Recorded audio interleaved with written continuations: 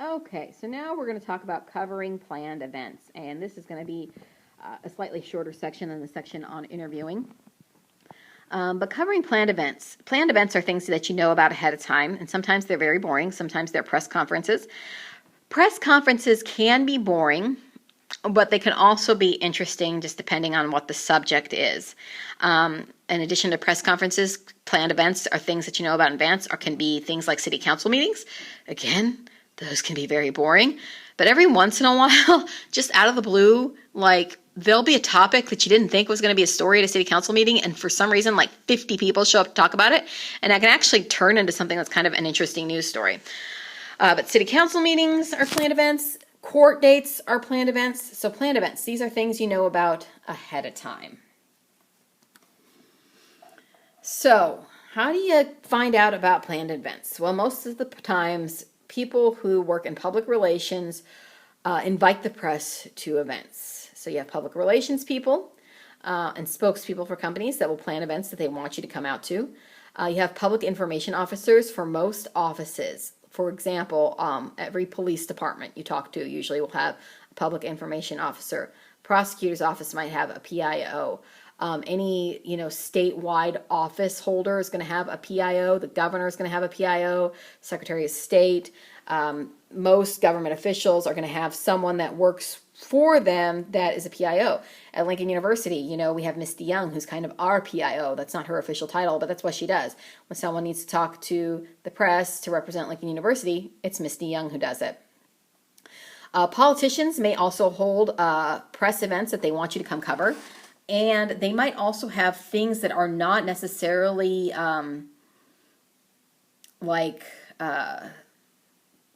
things where they're sitting in front of a podium and talking. Another thing could be like, okay, our senator secured a $300,000 grant for local fire departments to update their equipment. So they're planning on coming to Jefferson City and touring the firehouses and seeing all the equipment that they have bought. And that's a planned event, and they invite the press to come out and cover that event. Thing is, when politicians do things like that, very rarely do we really care all that much about what they're there for.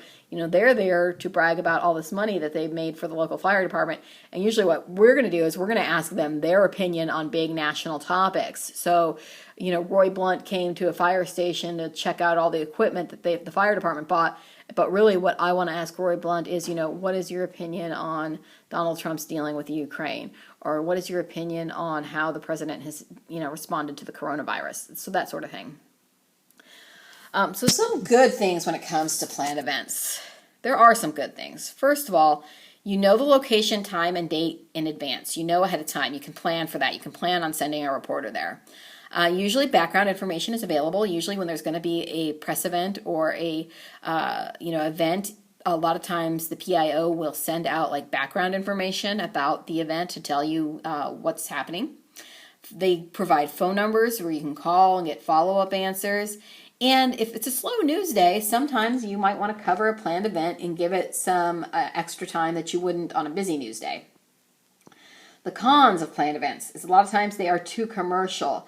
Sometimes public relations people try to say something is a news event when it's really not a news event. Sometimes it's just a commercial to promote their business, and you have to be able to distinguish between what is real news and what is not real news. And I think sometimes, especially in small towns, that the lines get blurred. The News Tribune does something called BizBeat a lot of times where they'll talk about like a new business opening up. And sometimes a new business opening up can be a news story, but sometimes it's just the business trying to get, their name out there and get some free publicity. So you want to make sure that it's nothing too commercial. You want to make sure it's not something that has absolutely no news value. And you want to make sure that if you're going to cover something, that you have enough airtime to actually do a story about it. So press conferences. Press conferences are held when someone has a message to sell. And it could be a message that is newsworthy. Could be a senator or state representative telling people about a new bill that was passed that's going to impact their lives, or where they need to go to get their stimulus checks, that sort of thing. But someone has a message to sell, whether it's a politician or a business person. Government officials hold press conferences. A lot of times entertainment producers do, people who have a new artist they want to promote, or an artist has a new album they want to promote, or they have an exhibit they want people to know about. Corporations hold press conferences. If it's a major corporation holding a press conference, beware, they are probably trying to get some free publicity. And then nonprofits a lot of times hold press conferences too. So things like the United Way and other charities might hold a press conference to draw attention to something. And sometimes nonprofits, generally they're not motivated by, money. So they might actually have some news value. Like they might actually need to tell people this is where you go to get tornado relief. This is where you go to find food during the pandemic. But even nonprofits, even though they're not making money, they are interested in raising money. So you want to be careful too. Usually if the press conference is scheduled, you're going to get a press release about it. Press releases are issued by public relations personnel. A public relations person is not a news person. A public relations person has an opinion, and they have a client they are working for. They work for their employer. So any press release they send out is going to be subjective and slanted to portray an event favorably. For instance, one time the Sierra Club is an environmental group. They want to protect the environment. And they were holding an event to protest the building of a new coal-fired power plant that was going to be built in the community. And they used many adjectives in their press release, like a dirty coal-fired power plant or polluting, partners coming to the area. And you want to make sure that you exclude that kind of language in your newscast because that's their language and it's slanted. So a PR person is subjective, but a reporter, you're supposed to remain objective or neutral. Sometimes it can be hard to get good video during a press conference because there's just, a lack of visuals. And sometimes it's boring. Sometimes it's just one person standing in front of a room and talking and droning on and on and on about a subject that not very many people are interested in. So sometimes it can be hard to get good visuals during a press conference. So you got to be a little bit creative when you're covering a press conference and make sure you're getting good B-roll video.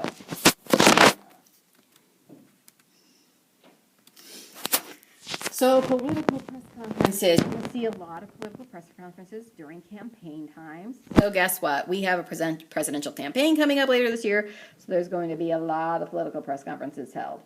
A lot of times, if there's a political press conference, the general public is not too interested in it. There's not a lot of people that show up for it. About 2/3 of the public pays little to no attention to a political press conference at all. The only time they might pay attention is if it's something that's going to affect them personally and deeply.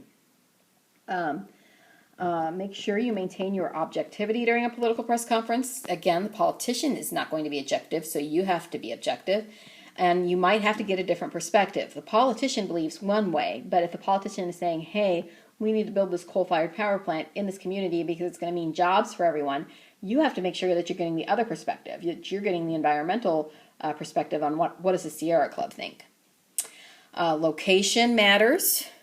If you're covering a press conference, you might want to get crowd reaction if it's something that like a lot of people showed up for and are actually interested in it, engaged in it, and maybe even yelling at times. It's good to get crowd reaction.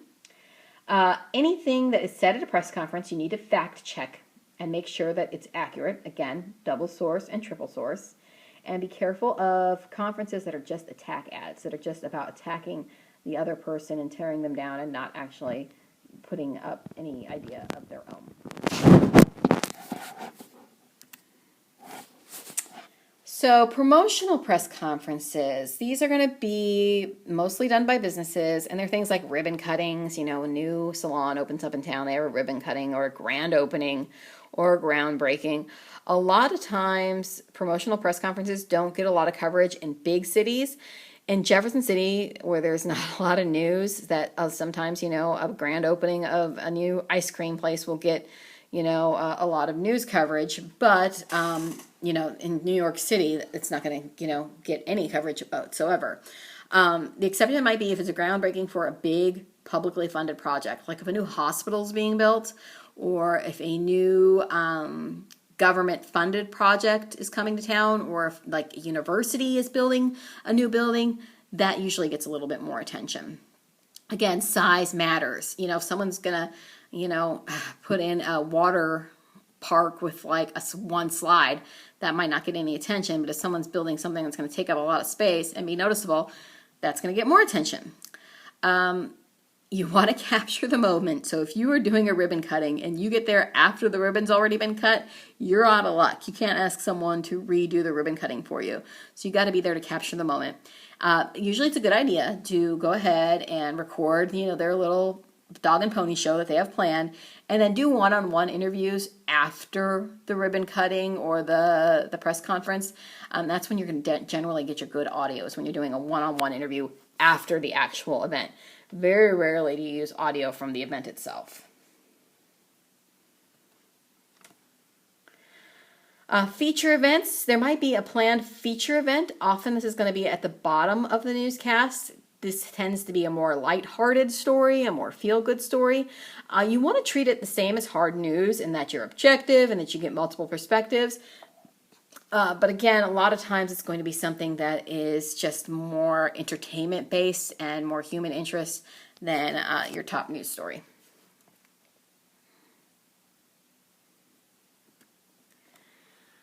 Emergency press conferences. So this is when it's a planned event, but it's actually hard news. A lot of times, emergency press conferences will be held after there's a natural disaster. If there's been a terrorist attack, a disease outbreak, a tornado, an earthquake, a big storm.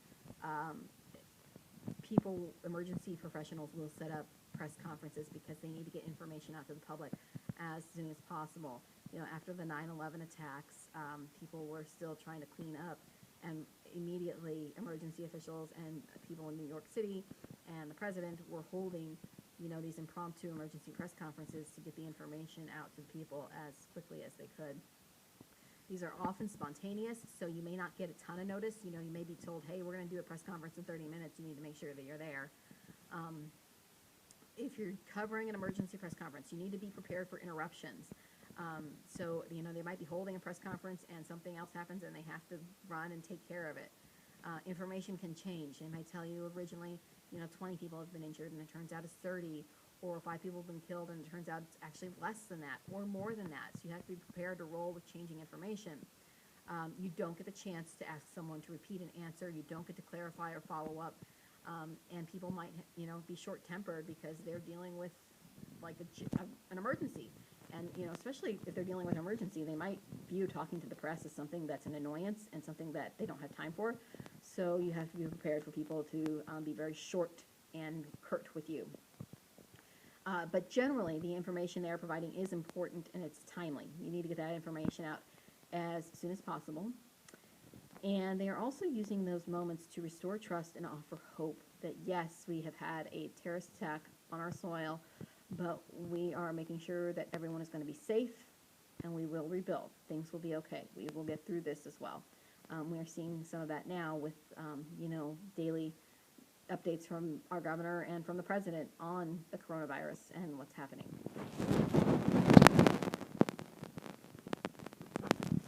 So if you're going to a press conference, generally, again, it's going to be scheduled ahead of time, so you're going to know about it ahead of time. So do your research beforehand. Arrive to the press conference early. Grab your spot. Generally, you don't want to sit towards the front of the room. I like to sit towards the back of the room and towards the door because I'm going to get out of there as soon as possible and go do something interesting. Also, if you're covering a press conference, you might get called away for something that's even more interesting. One time I went to a press conference because there was a university in our town that was involved in a scandal, and it was actually, a big news story, and it was actually interesting. But they were doing a press conference on like how they were gonna handle the scandal, and then my pager went off, and turns out there was a plane crash. So guess what? Plane crash trumps university scandal, so I had to leave out of there. Keep notes about people when they make a statement. Usually at the end of a press conference, there's a question and answer period, so you're going to want to keep notes during that too. Someone else, another reporter, might ask a question. It's a really good question, and you want to write down their answers to that. Have your own questions and do follow-up if you can. And again, other people in the press are going to be there, so you're going to want to work together. You have to take turns. You have to allow, you can't monopolize the person's time. If you have a question, raise your hand, but also realize if you've asked 2 or 3 questions, someone else, another reporter, does have the need to ask their own questions as well.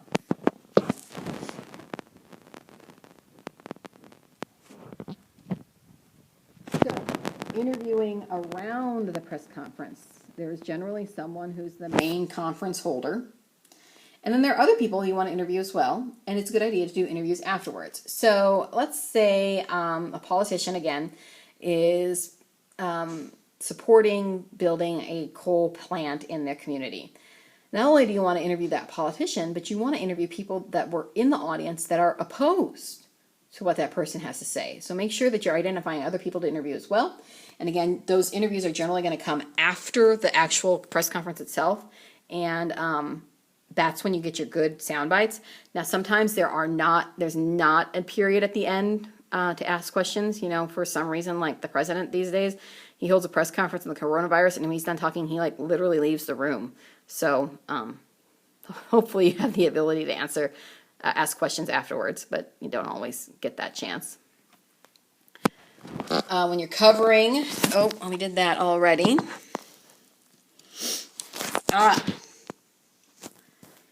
Finding good video. Now, hopefully if someone's holding a press conference, they have a little bit of understanding of what constitutes good video, so they're not going to make sure that their people are in front of open windows.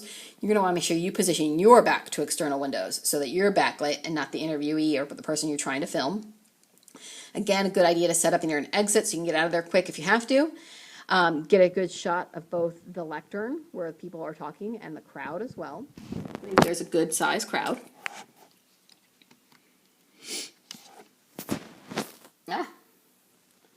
And make sure that you are getting shots from multiple angles. If you're if you're towards the back of the room, you don't want to just get the back of crowds. Again, backs of heads are boring, so faces. So you might have to move around and get the front of the crowd or get the side of the crowd as well to get good shots of that. So that is how you cover planned events. Now we're going to talk a little bit about your interviewing assignment, which again is in multiple parts. So we're going to go through that and just talk about that briefly. And I'm going to pull up the announcement on Canvas where the whole thing is posted, and then we'll go through it step by step. Okay. So the first thing you're going to want to do is identify someone to interview. Generally, in normal situations, I would like you to interview someone who's actually newsworthy. I would like you to go out and do an interview. But you can't go out right now. You got to stay inside. So for this reason, you're going to interview someone, and it can be a family member. So if you're home with mom or dad or brothers or sisters, you can interview someone that is already in the house with you. If you are in quarantine and there are other people in the same house with you that are also in quarantine, interview those people, okay? Do not leave your house to do an interview. If you're all by yourself, you can interview someone over the phone.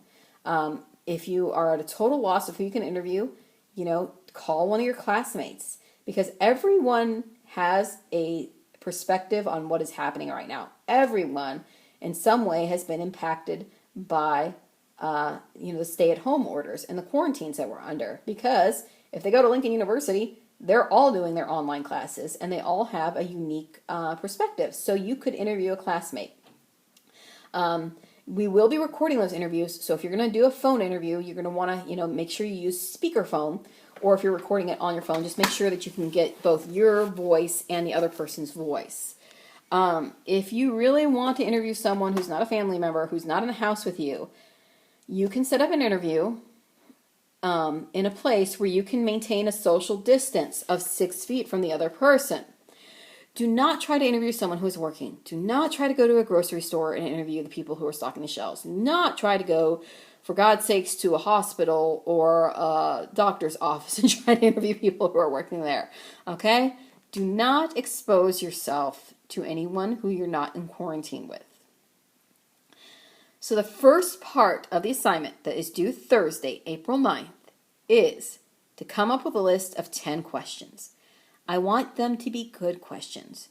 Don't ask yes or no questions. Don't ask, Are you sad about having to stay at home?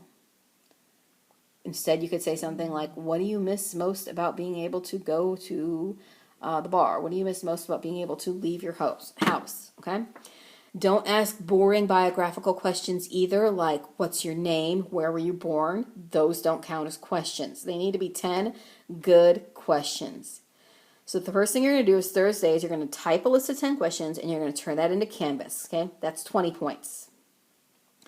The next thing you're going to do is you're going to conduct your interview and you're going to record the interview. Now, while you are doing your interview, make sure that you are practicing the skills and techniques discussed in class.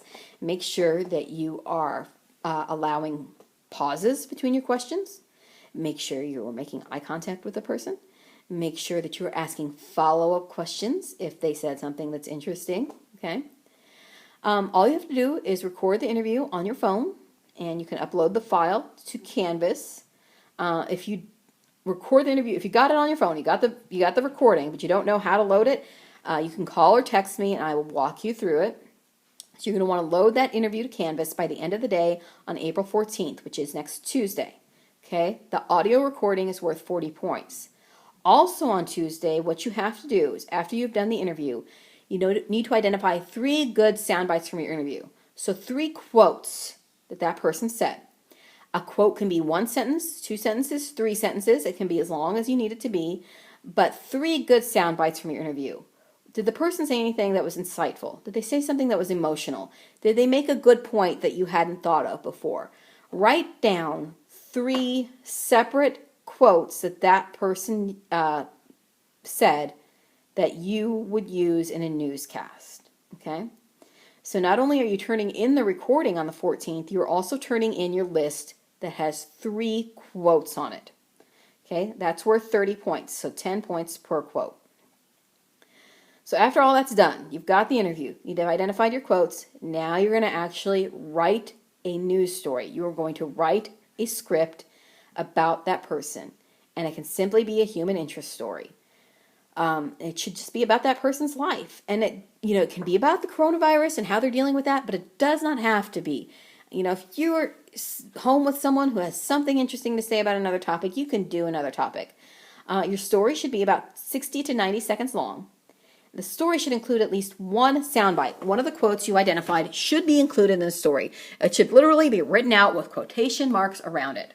However, if you decide to use 2 or more sound bites, you will get extra credit for that. And again, these are just written down, so why not write down more than 1 sound bite and get the extra credit? Now below, I've got a sample story written out for you. I've got the lead sentence. So you start with the lead sentence, then you offer 1 or 2 more sentences with additional information. Your lead-in. Your lead-in is when you interview the person, or you present the person and give us a heads up about what they're going to say. But again, you don't want to tell us exactly what they say. So my lead-in for this story, for example, is now Smith, again, I've already identified him as Richard Smith, is trying to figure out how to support his family. Okay, so he's not going to go on and say, the soundbite isn't going to be, I'm trying to figure out how to support my family. No, instead it's going to be more information. How does he plan to support his family? Well, he plans to file for unemployment, and he's looking for his relief check, but that's not enough, and he needs the money right now, blah, blah, blah. So you got 1 soundbite. Then you give a little bit more information, 1 or 2 more sentences, and then you have another lead-in, because I'm going to do a second quote.